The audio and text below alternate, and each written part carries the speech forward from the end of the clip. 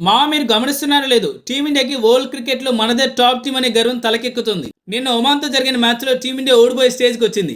హార్దిక్ పాండ్యా అమీర్ ఖాళీ క్యాచ్ పట్టబోయింటి తను సెటిల్ అయిన స్టేజ్ లో హిట్టింగ్ చేసి మ్యాచ్ ని గెలిపించేవాడు.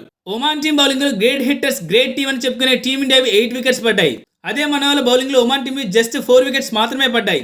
సేమ్ ఒమాన్ టీం పాకిస్తాన్ తో ఆడినప్పుడు 67 కి ఆల్అౌట్ అయిపోయింది. యూఏఈతో ఆడినప్పుడు 130 కి ఆల్అౌట్ అయిపోయింది. ఈ టోర్నమెంట్ లో గ్రేట్ బౌలింగ్ టీం అని చెప్పుకునే టీమిండియా బౌలర్స్ మాత్రం ఒమాన్ టీం ని ఆల్అౌట్ చేయలేకపోయారు.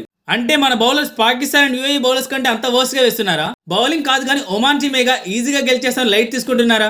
బూమ్రా ఉన్నట్టు అందరూ అవుట్ అయ్యేవాళ్ళని కామెంట్ చేయకండి. బూమ్రా ఒక్కడే బౌలరా? మరి మిగిలిన వాళ్ళు టీంలో ఎందుకున్నట్టు? బౌలింగే కాదు, బ్యాటింగ్ లో కూడా మన వాళ్ళు 8 వికెట్స్ పడిపోయాయి.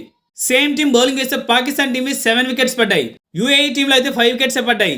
మరి T20 హిట్టర్స్ అని కాలర్ ఎగరేసే బ్యాటర్స్ ఎందుకు హిట్టింగ్ చేయలేకపోయారు? అది కూడా ఒమాన్ లాంటి చిన్న టీం బౌలింగ్ లో. సారీ, నేను ఇక్కడ ఒమాన్ టీం ని తక్కువ చేయట్లేదు.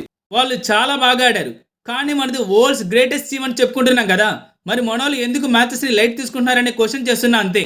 చిన్న టీమేగా ఎలా అయినా గెలిచేస్తాను ధీమా వచ్చేసింది మనోళ్ళకి. నిన్న మ్యాచ్ చూస్తే ఎలానే అనిపించింది మాకు. మేము చెప్పిన దాంట్లో ఏమైనా తప్పు ఉందా? ఉంటే let me know in the comments మామ.